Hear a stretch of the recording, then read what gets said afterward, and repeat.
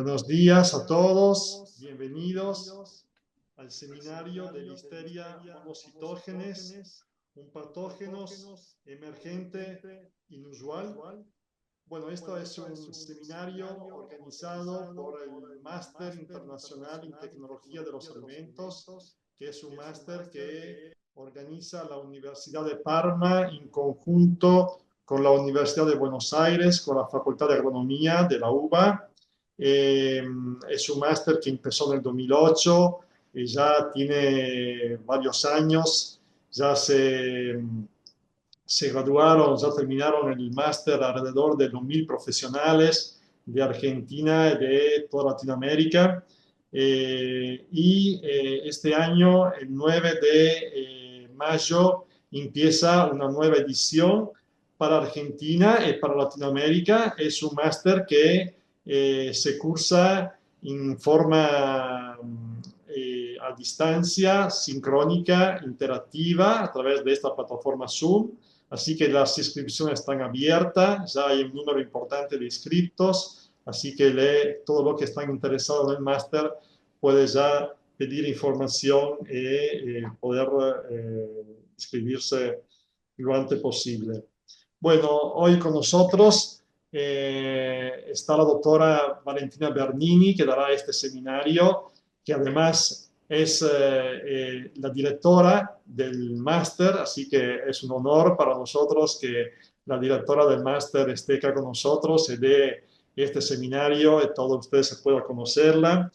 Bueno, la doctora Bernini es directora del máster y también delegada de rector de la Universidad de Parma para las relaciones con Latinoamérica.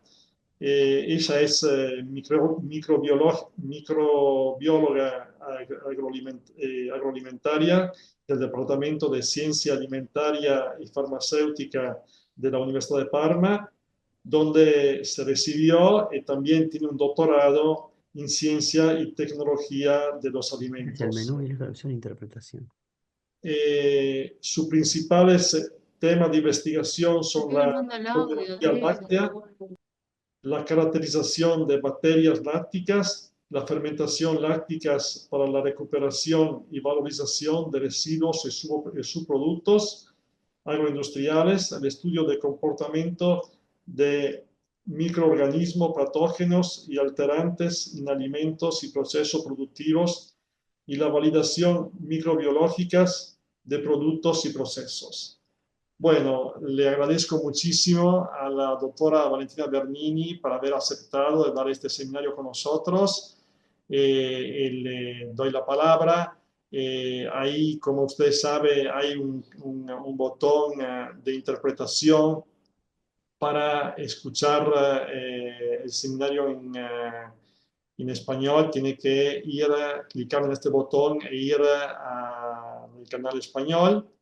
Y luego de la disertación habrá un tiempo también para preguntas. Así que bueno, muchas gracias a la doctora Valentina Bernini.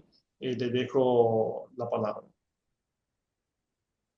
Grazie innanzitutto. Gracias ante todo a Alessandro por esta invitación para dar este seminario. Gracias por la presentación. Ustedes saben que para mí siempre es un placer cuando se dan estas ocasiones para encontrarnos y compartir nuestras experiencias.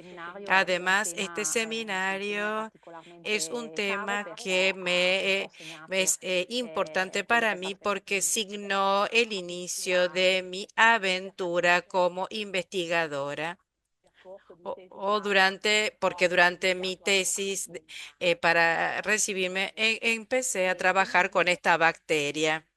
Ahora voy a compartir pantalla. Como les decía, fui invitada a dar este seminario sobre este argumento que antes, bromeando con Alessandro, decía que es un tema muy viejo pero actual porque ya son más de 40 años que se habla de Listeria monocytogenes porque sigue siendo un viejo conocimiento de gran actualidad.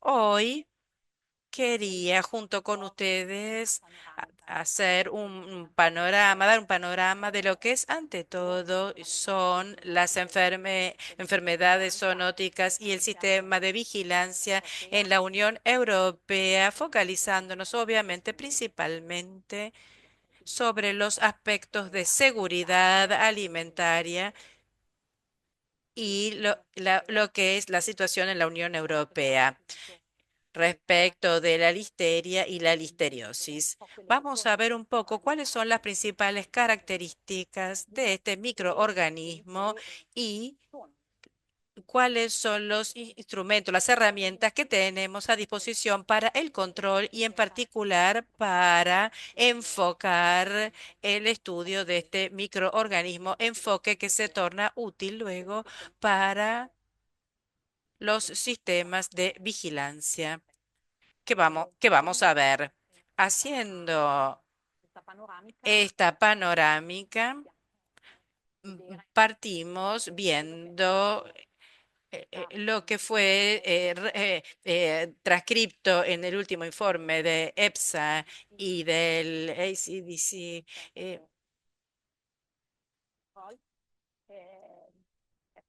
Que fue emitido a fines del 2024 y que trae la situación de las enfermedades zoonóticas que es respecto del 2023. Trae los casos de estas enfermedades que son transmitidas entre animales y hombre o por contacto directo con animales ya infectados o a través del consumo de alimentos contaminados como son impresionantes porque en el 2023 se habla de más de 250.000 casos que afectaron al hombre y que fueron confirmados tenemos arriba de todo, en la tabla tenemos la salmoniosis, el Escherichia coli y tenemos por último la listeriosis. Pero, ¿cómo es que funciona el sistema de vigilancia? Estos datos se obtienen gracias a un sistema bastante, más bien estructurado de monitoreo y recolección de información sobre esta zoonosis por parte de los Estados miembros que tienen la tarea de recoger datos pertinentes y comparables, y esto nos vamos a detener sobre este aspecto. Como les decía, datos correspondientes a la zoonosis, a los agentes, a la resistencia, a los antimicróbicos y a los FBO. Entonces, a las epidemias de origen alimentario, los Estados miembros tienen que hacer evaluaciones respecto a las tendencias y respecto a la situación pasada, ver cuáles son evaluar los focos y presentan una serie de información en un reporte anual a la Comisión Europea y este informe después tienen que ser reelaborados por el ente EFSA que emite estos reports sintéticos anuales. Como les decía, datos pertinentes y posiblemente comparables, porque esto puede ser un elemento, no digo de criticidad, pero que hay que tener en consideración porque distintos Estados miembros tienen diferencias en la sensibilidad de los sistemas de vigilancia y obviamente los datos que se recogen no reflejan necesariamente el nivel de seguridad, porque justamente en esos países depende de la sensibilidad del sistema. Esto hace necesario actuar de manera cautelar en el momento en que vamos a comparar datos entre estados distintos. Este sistema de vigilancia está coadyuvado por un sistema de alerta de información que permite el monitoreo, la vigilancia de los riesgos ligados a los peligros de origen alimentario a lo largo de toda la cadena productiva y se compone este sistema de alertas de información de distintas herramientas. Por ejemplo, eh, el Early Warning and Response System es un sistema de notificación de acceso restringido por parte de los Estados miembros, en particular de las autoridades sanitarias competentes, que permite hacer señalaciones e intercambiar información en el momento en el cual existen eventos que van más allá de las fronteras específicas que son causadas por enfermedades. Otro instrumento está representado por esta plataforma EpiPulse, una plataforma del ACDC que permite también a las autoridades públicas de recoger datos, analizar datos, discutir estos datos con el fin de identificar, permite la evaluación de riesgos. Entonces, este Early Warning and Response System es un instrumento a disposición del gestor del riesgo. En el caso del EpiPulse tenemos una plataforma que en cambio sirve más a los operadores que se ocupan de evaluaciones y de el riesgo. Entonces, este es el RAF, es el más conocido, Rapid Alert System for Food and Feed, que es un sistema rápido de alerta para alimentos y productos balanceados que permite un cambio muy rápido de información, y esta rapidez es fundamental para favorecer una rápida reacción por parte de las autoridades eh, que buscan la seguridad. Tal vez es el más conocido porque este sistema brinda también un portal de acceso público dentro del cual cualquiera puede revisar, ver, visualizar el estado de las notificaciones casi en tiempo real. Entonces es posible ver dentro de los Estados miembros cuáles son los peligros que son detectados, no exclusivamente de naturaleza biológica, pero hablamos también de peligros químicos y físicos. Por ejemplo, cuáles son las categorías de productos que se ven afectados por estos peligros y cuáles son obviamente los estados. En el momento en el cual tenemos que ver con una epidemia de origen alimentario que compromete y comprende a más países, que definimos multiestado, donde están comprometidos dos o más países, también países extraeuropeos, entonces estas informaciones son compartidas dentro de una red internacional y de autoridades competentes en materia de seguridad alimentaria que justamente es Infosan, y gestida por FAO y por la OMS. Entonces, como ven, es un sistema más bien articulado y estructurado. Hemos iniciado hablando de zoonosis. Quería dar un panorama sobre los números que cada año comprometen la zoonosis. Si miramos en específico a las enfermedades de origen alimentario que están comprendidas en esta zoonosis, también en este caso tenemos números más bien significativos. Hablamos siempre en 2023 de casi 5.700 focos, un porcentaje más bien elevado representado por salmonela. Hemos tenido más de 52.000 casos de enfermedad, es un 7% más respecto del año anterior, un aumento también de las hospitalizaciones, 65 muertes. una muerte más respecto del año anterior, y este número hizo registrar el mayor número de muertes en los últimos 10 años.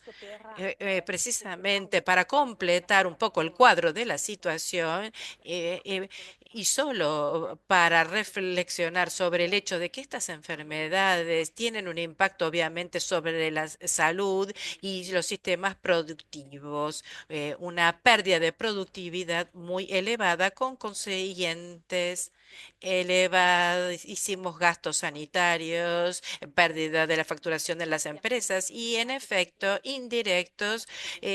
Pensemos en categorías de alimentos implicados en estas problemáticas corren el riesgo de ser excluidos también de las dietas de los consumidores, o abre toda una cuestión vinculada a la gestión de los descartes. Entonces llegamos a temas de sustentabilidad. Haciendo foco sobre el objeto de nuestro seminario de hoy, es decir, en la listeria monocitógenes, también en este caso son muy elevados y evidencian una tendencia en crecimiento. En el 2023 se registraron aproximadamente 3.000 casos de listeriosis, un aumento de aproximadamente un 6% de casos respecto al 2022 y el número máximo registrado desde el 2007, es de casi el inicio de la vigilancia. La hospitalización prácticamente en un 100%, es decir, sujetos que se enferman y requieren intervenciones y muertes vinculadas. El porcentaje de muertes es más bien elevado en un aproximadamente 20%. También en este caso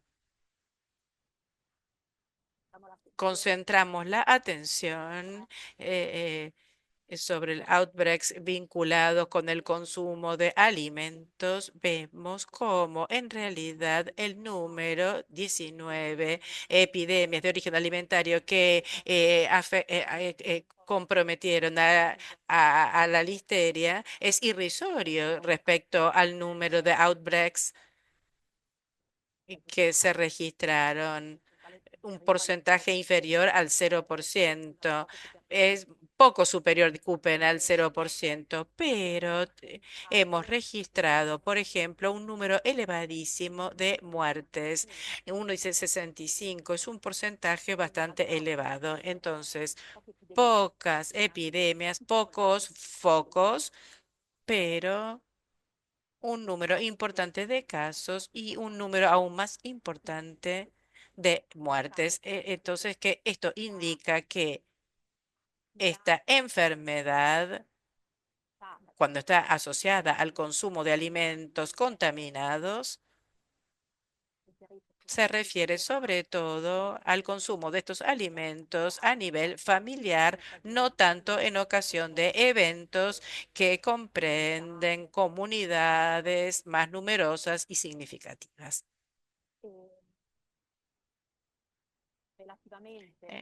Respecto a la presencia de listeria monocitógenes en alimentos, siempre el último informe trae los números correspondientes a esta categoría de productos que son que son los alimentos listos para el consumo, que han visto la evaluación de los datos transcriptos por 25 Estados miembros y referidos a casi 190.000 muestras.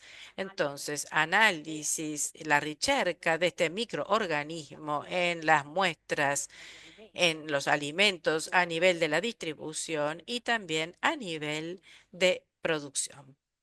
En el primer caso, la principal categoría que dan la presencia de la listeria es aquella correspondiente a los productos cárnicos fermentados, y en el caso de alimentos producidos, analizados en el curso de producción, se encontraron porcentajes más o menos comparables entre las distintas categorías. La cosa que hay que poner en evidencia es un porcentaje bajísimo de muestras que superaron el umbral de 100 unidades que forman colonia por gramo, perdón, que veremos es un límite muy importante definido por el reglamento europeo que determina los valores de seguridad para los alimentos. Este porcentaje siempre fue muy bajo y el máximo registrado fue para los productos de origen cárnico. Les traigo a título informativo los que fueron los últimos casos que afectaron distintos países, los que podemos definir como focos plurinacionales de Listeria monocitógenes ligados principalmente al consumo de productos ícticos, en particular el consumo de salmón ahumado en frío, enharinado, que tuvieron una duración de distintos años. En un caso fue un foco que comenzó en distintos países, Alemania y Francia en 2015, y que se lo encontrara hasta 2018. Se encontraron 12 casos y 4 de ellos mortales. Y a continuación de este foco se registró uno posterior entre 2022 y 2023, también en este caso distintos países de la Unión Europea se vieron afectados y también en este caso se registraron algunas muertes. Otro caso que no se refiere a productos ícticos, sino a las salchichas contaminadas, que se refirió a Italia y vio precisamente en este caso también la muerte de algunos consumidores que estaban comprendidos en una categoría de sujetos inmunodeprimidos que eran particularmente frágiles y que probablemente no habían ni siquiera adoptado los correctos procedimientos para la preparación de este producto, que no es un producto listo para el consumo, sino que habiendo sufrido un tratamiento de cocción para muchos consumidores puede parecer un alimento ready to eat, pero muchas veces las especificaciones de la etiqueta no son correctamente interpretadas y puede esto puede llevar al consumo de productos sin su adecuada y previa cocción. Entonces, estos son solo algunos de los ejemplos más recientes que se refirieron a focos de listeria. Pero, ¿por qué sigue la listeria monocitógenes a despertar todo este tipo de problemáticas y preocupaciones?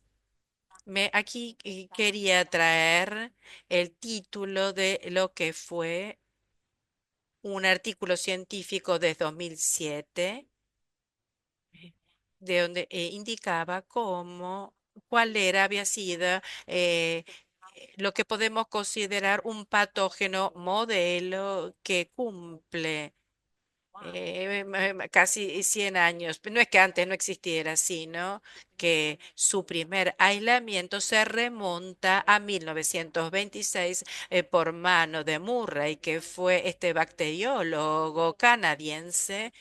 Algunos años después había sido asociado a una epidemia en conejos, y solo algunos años después se señaló el primer caso de listeriosis en 1936, la listeriosis conectada a un caso perinatal.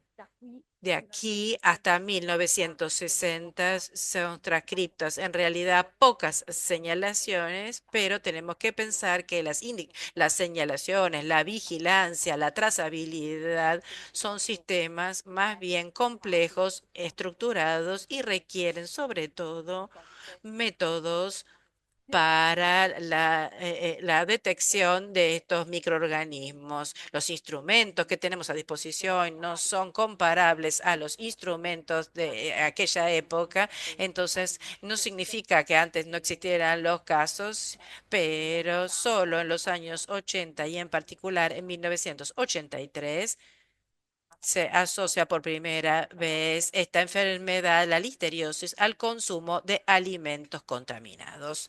De estos años en adelante, hay muchas señalaciones en todo el año, miles de señalaciones al año en todo el año. Y también cambió también y hemos creado condiciones que podían ser más favorables a la persistencia, a la supervivencia de este microorganismo en los alimentos, así como estamos acostumbrados a comerlos hoy, además de todas las cuestiones de las cuales les hablaba antes, vinculadas a sistemas de detección que tenemos para este microorganismo. Entonces, desde los años 80 a hoy, han pasado más de 40 años y no obstante, esta enfermedad es en los países occidentales menos frecuente respecto de otras enfermedades. Vimos a la cabeza la clasificación, teníamos la salmonenosis, pero sigue representando seguramente uno de los principales problemas para la salud pública. Es un microorganismo gran positivo, es un organismo no esporígeno, eh, movible, tiene entre sus características la de ser ampliamente difundido en el ambiente, en distintos tipos de ambientes. Se va desde el agua, del suelo, a la vegetación. Esto también gracias a particulares características de resistencia, ante todo la capacidad de crecer en un intervalo más bien variable de temperaturas. Es un microorganismo que crece de manera óptima a lo que es la temperatura corporal a 37 grados, pero es un psicótrofo, es decir, las condiciones de refrigeración no le impiden su desarrollo. Si le damos el tiempo, este microorganismo encuentra las condiciones para duplicarse también en temperaturas de refrigeración. Además, tolera muy bien ambientes ricos de sal o pH más bien ácidos. Entonces, si pensamos en estas características asociadas a un contexto productivo en el sector alimentario, entendemos que muchas realidades podrían ser compatibles con la persistencia y el desarrollo de este microorganismo. Además, una de las características que lo hace tal vez m- muy difícil de erradicar en los ambientes productivos es la capacidad de formar biofilm, es decir, de adherir en superficies que pueden estar en directo contacto con los alimentos o no directo contacto con alimentos, pero en el contacto con un sistema productivo y una vez adherido a estas superficies, forma agregados, produce sustancias extracelulares que le dan una suerte de protección a esta estructura multistrato tridimensional que resulta más resistente a las intervenciones que se realizan para sanitizar y además si estos biofilm se encuentran en el interior de las plantas para procesar alimentos pueden también liberar células de manera casual y esporádica. Entonces, la formación del biofilm seguramente es uno de los elementos de máxima atención que comprometen el estudio de este microorganismo. Es responsable, hemos hablado de la listeriosis, es decir, de la enfermedad asociada a este microorganismo. En realidad puede adquirir distintos cuadros clínicos. Por un lado, la identificamos como listeriosis no invasiva cuando toma con características de intensidad no particular. Es una enfermedad un poco comparable a otras enfermedades gastroentéricas. En este caso, esta forma no invasiva golpea, afecta a sujetos generalmente sanos, así los podemos llamar.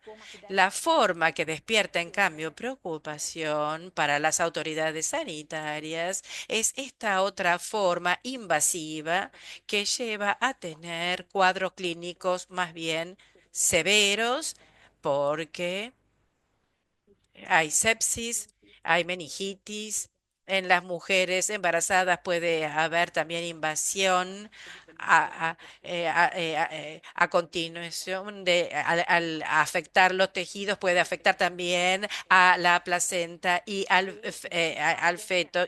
Y el target está principalmente representado por sujetos frágiles como pueden ser adultos inmunodeprimidos, los ancianos y los datos de esta franja habla de sujetos de más de 65 años. No se me ocurriría clasificar como sujetos ancianos también porque los datos confirman que la población que cada vez está más envejeciendo, entonces más del 20% de la población hoy tiene más de 65 años de edad. Entonces estamos hablando de una franja muy importante de la población que pero resulta más sensible al ataque de este microorganismo. Los alimentos principalmente comprendidos que están los productos ready to eat que no requieren particular operación de cocción. Entre estos productos hemos visto el salmón, vimos productos a base de carne. Están bajo la mira productos lácteos y también vegetal. eh, Tal vez son verduras que se consumen crudas o cocidas de manera impropia. Entonces, principalmente los casos de listeriosis están asociados a casos esporádicos. Hubo, como les dije, algunos focos, existen distintos focos, pero en un porcentaje inferior respecto a los focos de otras enfermedades. En este contexto, obviamente, adquiere importancia fundamental lo que podemos definir en general el control de la contaminación. Entonces, todo lo que está comprendido en los requisitos correspondientes como como lo indican las buenas prácticas de fabricación, pero tenemos buenas prácticas veterinarias, el control durante la distribución, es fundamental el control de la temperatura a lo largo de toda la cadena productiva, aunque la temperatura no es un factor limitante para, para el desarrollo, pero ayuda a enlentecer la duplicación del microorganismo es de fundamental importancia poner atención a las cross-contaminaciones dentro de los ambientes de producción, no necesariamente entre los productos. justamente porque la contaminación a nivel de los ambientes de producción es uno de los principales factores de riesgo para la seguridad alimentaria. Hablando del control de la contaminación en los ambientes de producción, creo que es útil detenerse sobre la importancia de la zonización higiénica y del sistema de monitoreo de este peligro en los ambientes. Eh, entonces es necesario que exista un enfoque ligado no solo al producto, sino ligado a todo el sistema productivo. Yo no me voy a detener en los aspectos de competencia, porque no es de mi competencia, pero todo lo que se refiere al design higiénico de producción es de fundamental importancia. Entonces, si las plantas no son proyectadas para poder ser limpiadas, esto obviamente es un problema que, porque no vas a lograr sanitizar adecuadamente. El mismo enfoque pues, vale para cuando se proyecta un sitio productivo. El diseño tiene que ser específico en función de la estructura y del tipo de producto. Y es importante que existan estabilidad de los prerequisitos, control de proceso y adecuados programas de monitoreo, no solo del proceso, sino también del ambiente, con el fin de tener una visión en tiempo de las eventuales contaminaciones ambientales. Entonces, la importancia de de la sanitización higiénica es lo que permite identificar las áreas del sitio productivo en función del riesgo y permite este plan de alcanzar un adecuado nivel de protección. La identificación de las áreas altas y medianas y de bajo riesgo de contaminación. Entonces, digamos que una vez identificado este plan, el programa de monitoreo ambiental tiene que verificar la eficacia de la adición en zonas y cuáles son los procedimientos de limpieza y de saneamiento, porque subdividiendo el sitio productivo en distintas áreas, donde cada área se identifica como zona 1, que son las superficies a contacto con el alimento, y por lo tanto hablamos de las superficies de apoyo, mesas, utensilios que se utilizan, cuchillos, las manos mismas de los operadores. Fuera de esta zona vamos a identificar todo aquello que concierne superficies que no están a contacto directo con los alimentos, pero en proximidad de los mismos. Entonces, por ejemplo, los ambientes donde se depositan los equipos, los interruptores mismos en el interior de las zonas productivas. Más distante de los alimentos, hay otras superficies más lejanas a las anteriores, pero que también requieren un monitoreo. Podemos tener los teléfonos, las computadoras, los carros para mover el material y luego tenemos una zona más externa, más de servicio, podemos decir. Tenemos las áreas de corredores.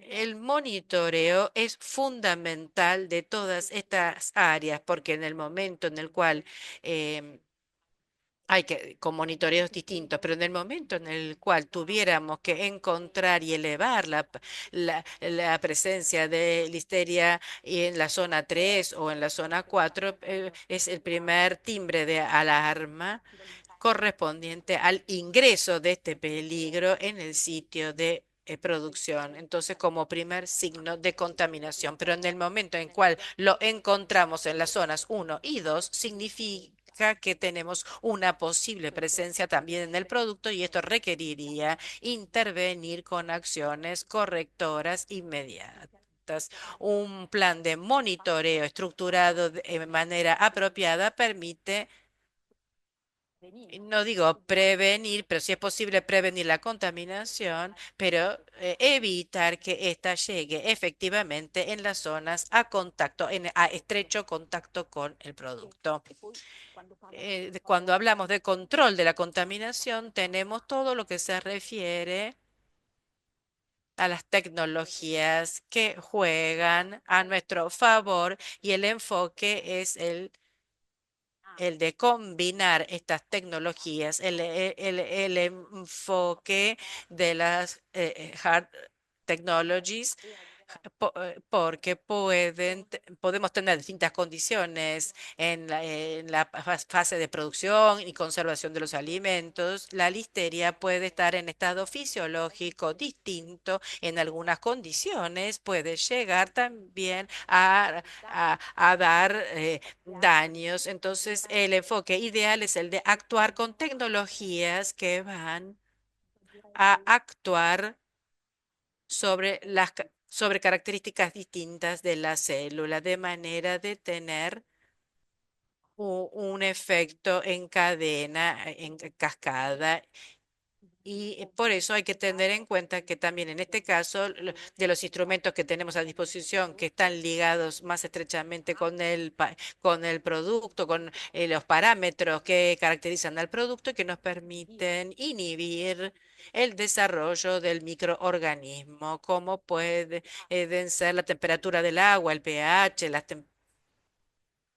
la temperatura de los procesos y también del envasado de los alimentos con eventual salida de gas o de control de microorganismos que tienen una acción competitiva también. Y luego tenemos las tecnologías propiamente dichas, como puede ser el uso de alta presión o de infrarrojos o rayos infrarrojos. Entonces, por un lado, instrumentos de control y por el otro lado, la importancia de seguir estudiando el comportamiento de este microorganismo y prever lo que podría hacer este microorganismo en determinadas condiciones. ¿Por qué?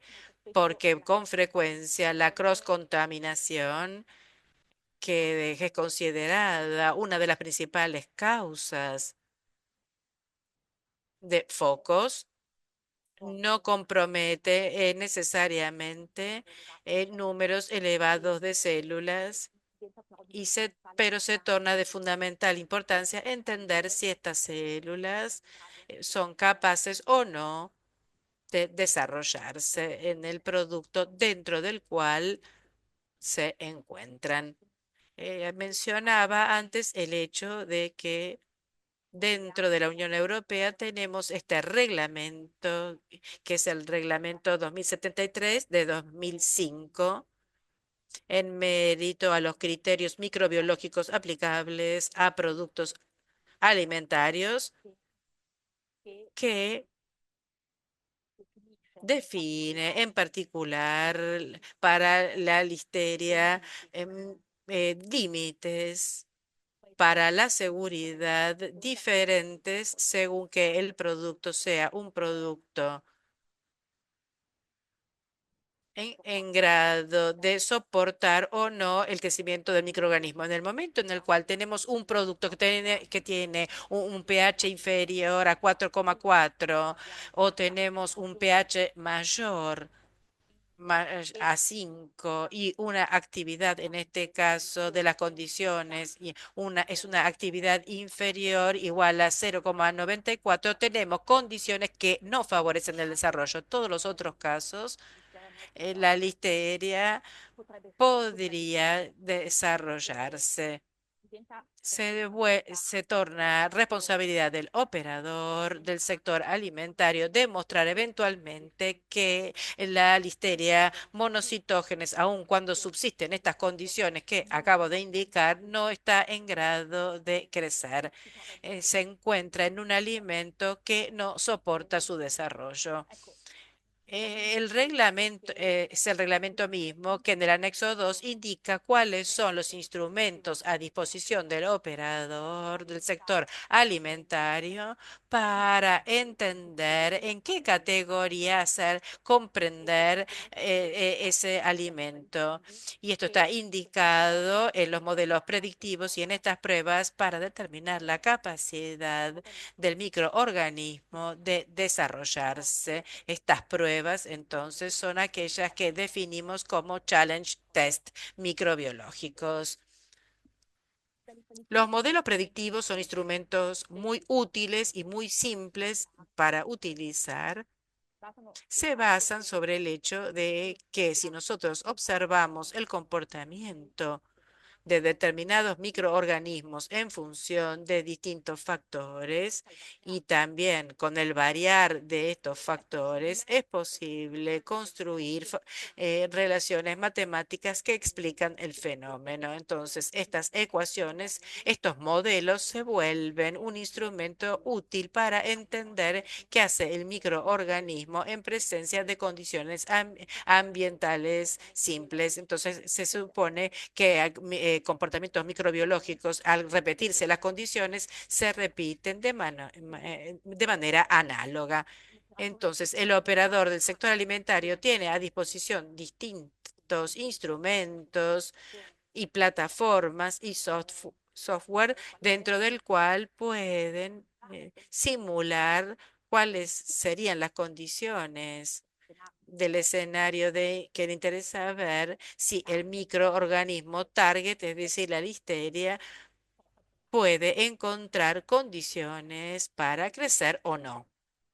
Entonces son instrumentos a disposición de todos. Obviamente debe haber personas competentes para interpretar la información, pero son más bien rápidos, de bajo costo, pero obviamente en algunos contextos sí consideramos la complejidad químico-física de determinados ecosistemas alimentarios, podrían no llegar a predecir el comportamiento de ese microorganismo en ese contexto. Entonces, en muchos casos es necesario, es más, convalidar estos modelos entran en juego. Entonces, a este punto, los challenge test que se utilizan solo para ver modelos predictivos, pero en general para ver cuánto queremos simular, cuando queremos fotografiar, digamos, lo que podría ser el comportamiento de un target microbiológico luego de una contaminación. Entonces, el challenge test va a ser una simulación de una contaminación con un microorganismo conocido en condiciones conocidas para evaluar qué, o evaluar la capacidad que este target tiene para desarrollarse y sobrevivir en un alimento durante la shelf life. Nos olvidamos, si se quiere, lo que sucedió en el proceso productivo y en este caso hablamos de challenge test de producto o vamos a simular esta contaminación durante el proceso productivo con frecuencia a cargo de la materia prima y durante el proceso productivo vamos a tener monitoreada la evolución de estos microorganismos para verificar en qué step del proceso pueden ser más eficaces o no para inhibir o reducir los microorganismos por debajo del nivel nivel de seguridad. Acá se habla de challenge test producto, de proceso, perdón. Estos son elementos útiles porque dan una fotografía de lo que podría suceder efectivamente. Para llevar a cabo estos challenge tests, se utiliza el modelo productivo que es bastante inmediato y simple. Este challenge test, en cambio, necesita un laboratorio que tenga una determinada experiencia y sobre todo que se remonte a líneas, a pautas. Yo traje las emanadas por este laboratorio de referencia de la Unión Europea en materia de listeria monocitógenes que utilizan como reglamentos de referencia aquellos que enumeré. En particular, se basan sobre ese reglamento del cual les hablaba antes, el 2073 del 2005, que establece criterios específicos para listeria monocitógenes, reglamento que luego sufrió una modificación.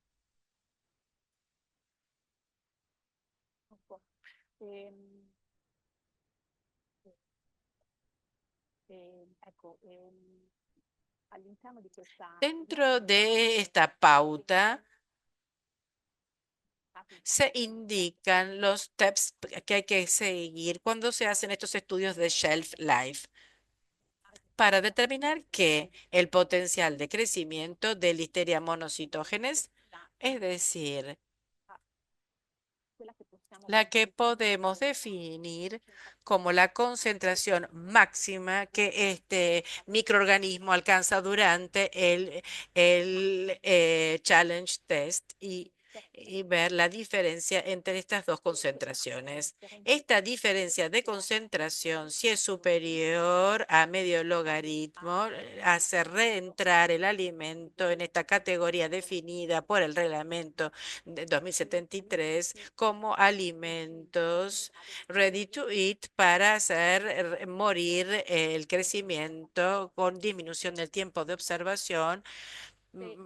Si el incremento es inferior, el alimento es clasificado como no en grado de sostener el desarrollo. Por lo tanto, es gracias a la aplicación de estos test que el operador del sector alimentario puede tener los instrumentos para clasificar su alimento en aquellas categorías que de consecuencia y referirse a un específico criterio de seguridad. Otros aspectos definidos por estas pautas, por Challenge Test, son aquellos correspondientes a la evaluación de la tasa de crecimiento máxima. En este caso, es calculado por la fase exponencial de la curva de crecimiento.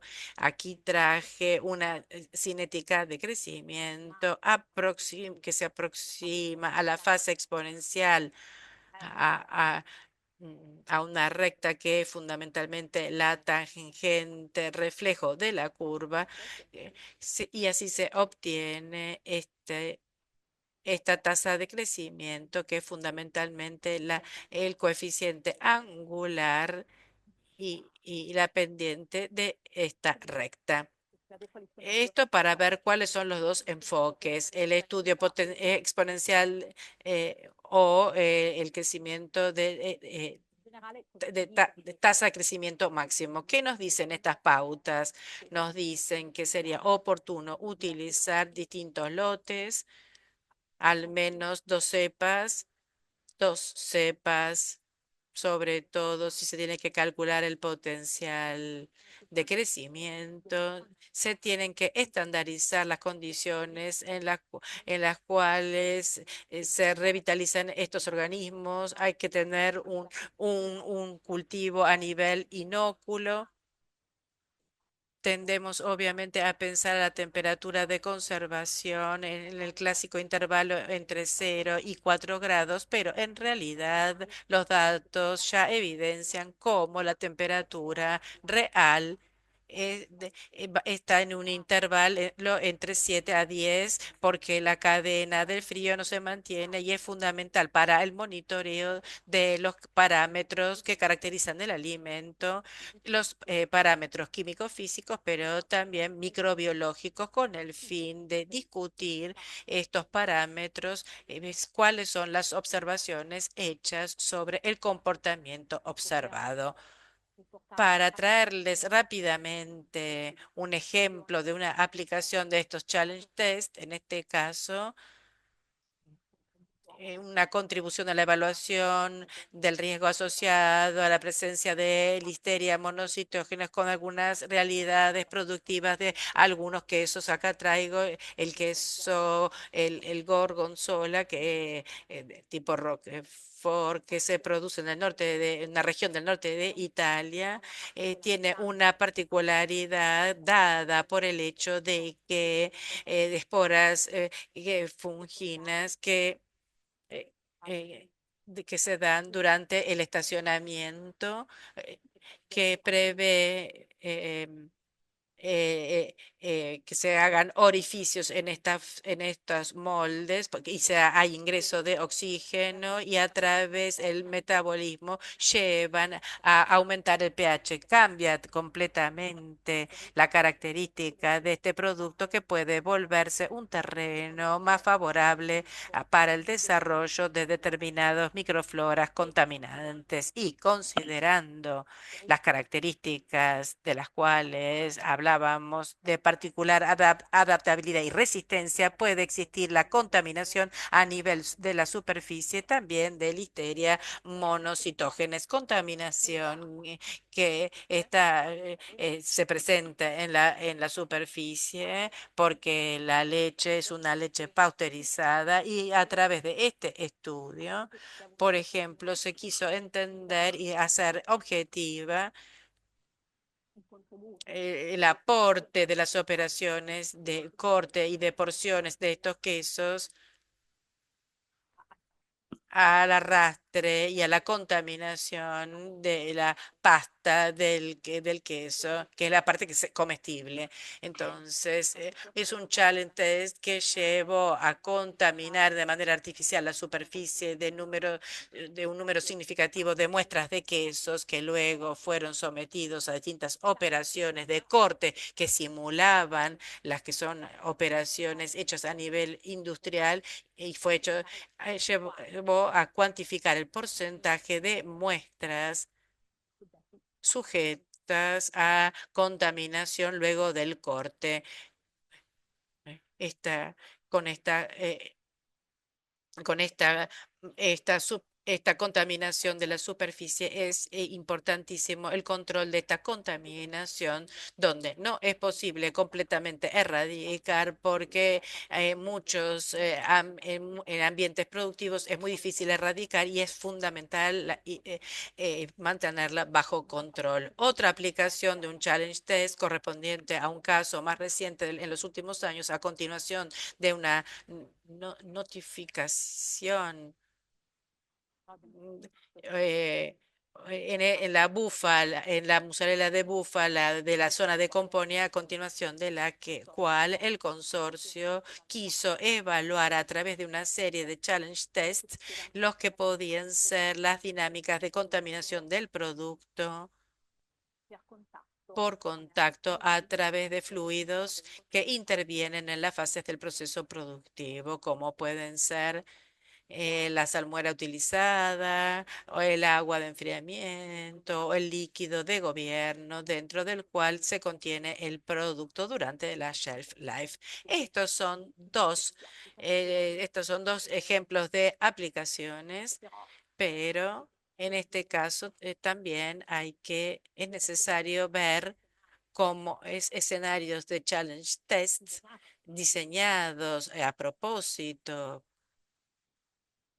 para la exigencia específica, porque si un lado el challenge test, como les decía, les da una fotografía, da una imagen muy verosímil de lo que puede suceder, en realidad es poco flexible como instrumento, porque obviamente hay variaciones en el proceso productivo o en la composición del alimento, llevan seguramente a tener condiciones de comportamiento distintas. Entonces, un cambio de estas condiciones requiere realizar una nueva simulación, un nuevo challenge test. Y en la última parte, quería detenerme sobre también la importancia ligada a la identificación y el estudio de las características, si se quiere, moleculares de este microorganismo.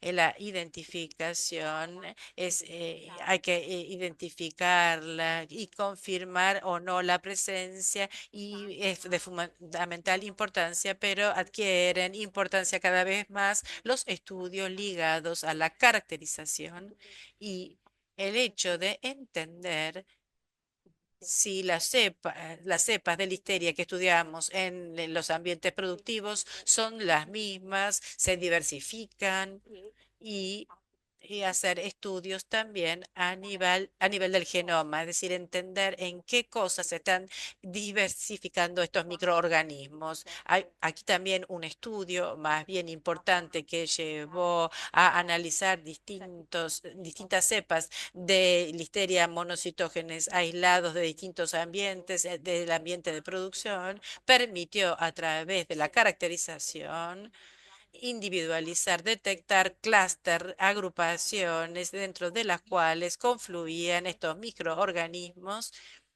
y que evidenciaban el hecho de que pertenecieran a la misma especie, distintos entre sí en función de la nicha, del ambiente, del nicho, del ambiente y del periodo de aislamiento, mayor diversidad en espacio y tiempo.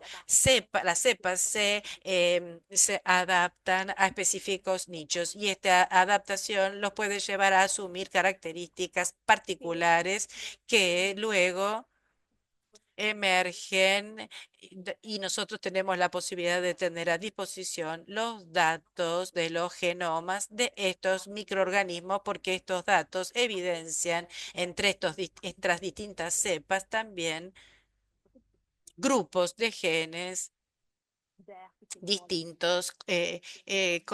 Entonces, sin perjuicio de que hablemos del patógeno, se encontró que, por ejemplo, que en algunas cepas asociadas a determinadas nichas faltaban algunos grupos de genes que que comprometían factores ligados en particular a la virulencia respecto de la microflora del tracto gastrointestinal. Por otro lado, resultaban más resistentes los bacilos y más propensos a formar biofilm para entender cómo el nicho selecciona también y lleva a seleccionar determinados biotipos particularmente resistentes a las condiciones de ese específico nicho. Yo agrego a la conclusión con esta reflexión que les dejo ante toda esta cita que decía 20 años atrás Cosart, que la listeria es un patógeno ya estudiado desde hace 80 años, son casi 100 años y es que lo ha tornado a uno de los patógenos mejor estudiados, por el cual todavía hay mucho por estudiar. Pero la reflexión vierte sobre todo sobre este One Health Approach. Ustedes han visto cómo este enfoque de colaboración multisectorial y multidisciplinario que opera a distintos niveles, local, regional, nacional y global, que lleva a reconocer fundamental la existencia de esta interconexión entre personas, animales,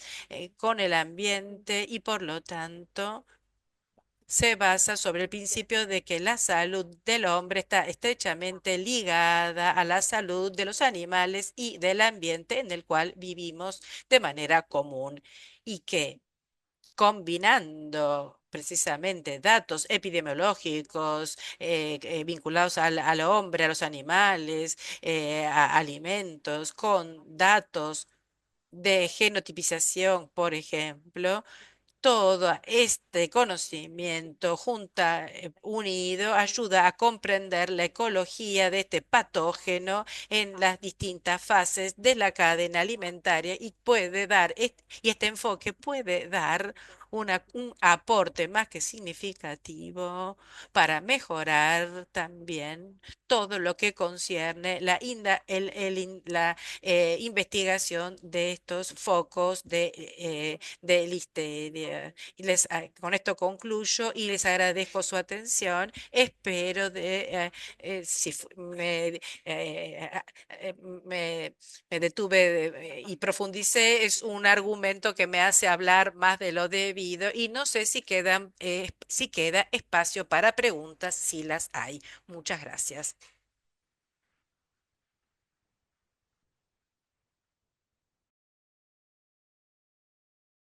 Per una pianta produttiva di formaggi ad alta umidità. Questa sì, questa è una Esta es una pregunta importante porque, como decía, cada realidad productiva tiene exigencias específicas. Por lo tanto, esto parte de entender cómo está estructurada la planta y entender pueden ser las zonas mayormente de riesgo, cuáles son los flujos eventualmente de las materias primas en el interior de la planta misma. Seguramente el hecho de que hablamos de un alimento con alto contenido de humedad y un alto contenido de actividad del agua, pienso en que es un alimento favorable para el desarrollo.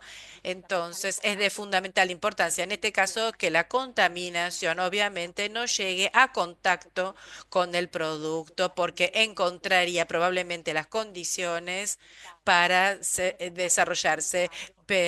Para un plan de monitoreo sería necesario evaluar la condición, la situación en la cual se va más allá del producto, las condiciones en las cuales se da el proceso productivo.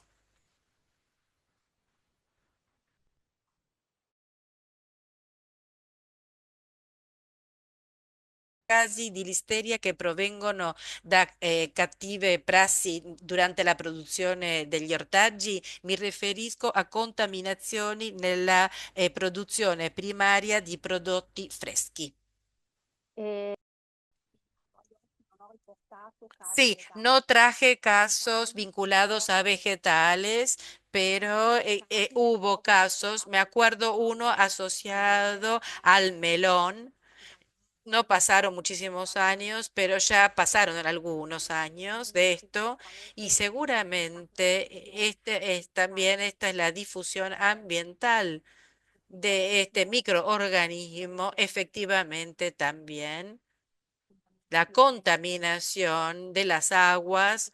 Muchas veces este tipo de contaminación es más una problemática vinculada a bacterias entéricas, que puede ser salmonela, pero hubo casos vinculados a la listeria vehiculizada a través de las aguas. Y después está toda la problemática vinculada a la manipulación. Estos vegetales tal vez preparados como productos de cuarta gama sufren manipulaciones y con frecuencia tienen un shelf life que son bastante duraderas, muy al límite y por lo tanto podrían, sí, también en este caso dar problemas. En el caso de la cuarta gama, no me acuerdo, sí, tal vez hubo algún caso de listeriosis, todos casos que, eh, que no se trataba de focos en el caso de la cuarta gama. Al-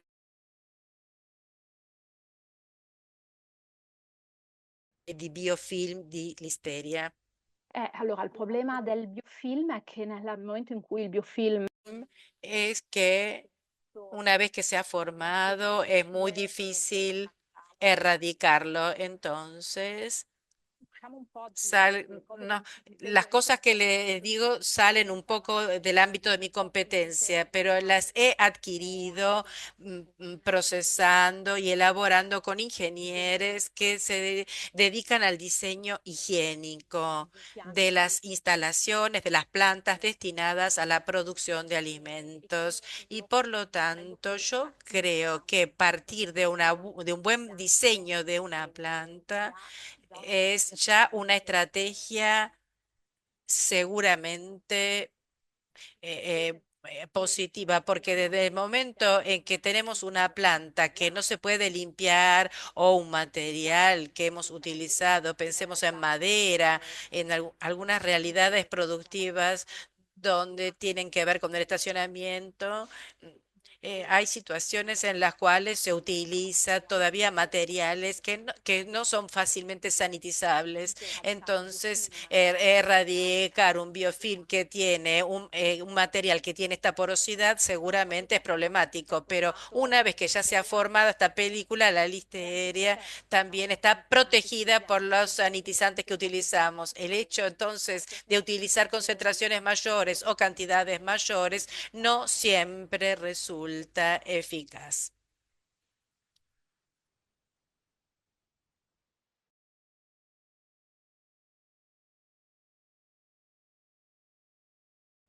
Alla Unione Europea.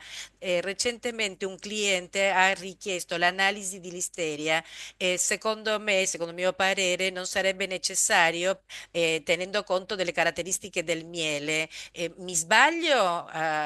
Cioè il mio ragionamento è sbagliato o meno? Sì, sì, anch'io insomma sono in linea con Yo también estoy en línea con este razonamiento. Desde mi punto de vista, la miel no constituye, no tiene esos parámetros que lo tornan un alimento que podría soportar el desarrollo de listeria.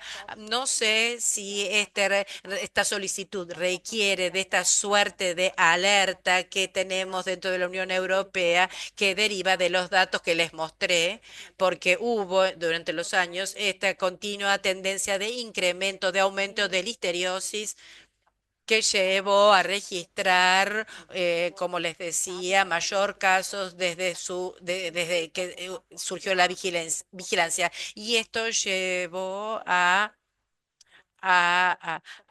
seguir ese reglamento 2073 con la modificación que entró en vigencia. Entonces, no sé si esta suerte de alerta que existe sobre la listeria lleva después, como en este caso, a querer ser más cautos, pero yo tampoco veo en la miel esta problemática.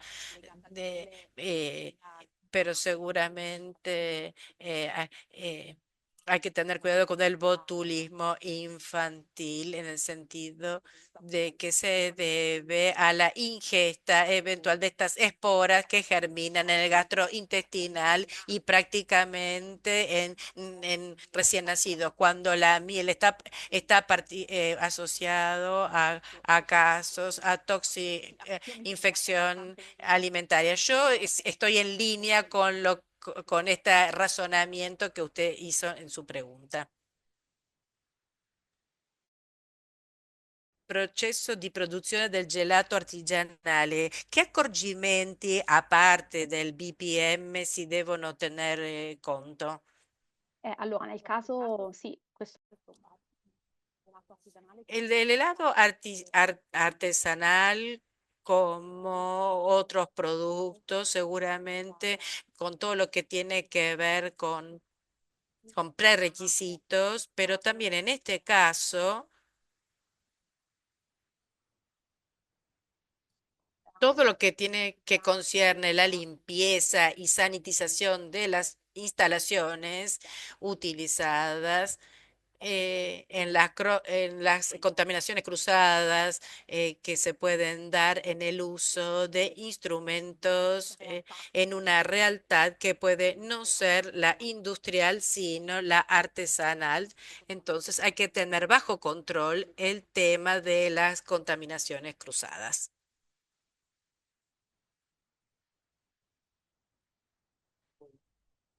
Dice que ya llegamos al fin del seminario, ya llegamos justo con el tiempo, así perfecto, había todavía más.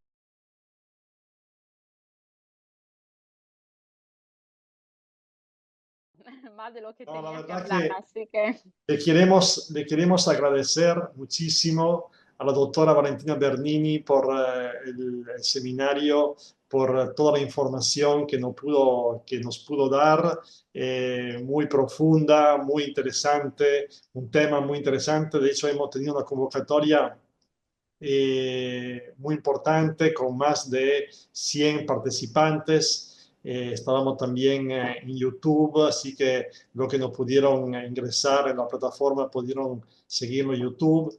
Así que bueno, muchas gracias a todos. Muchas gracias a la doctora Valentina Bernini por gracias su a ustedes, disponibilidad. Sabemos que tiene mucho compromiso, muchas actividades.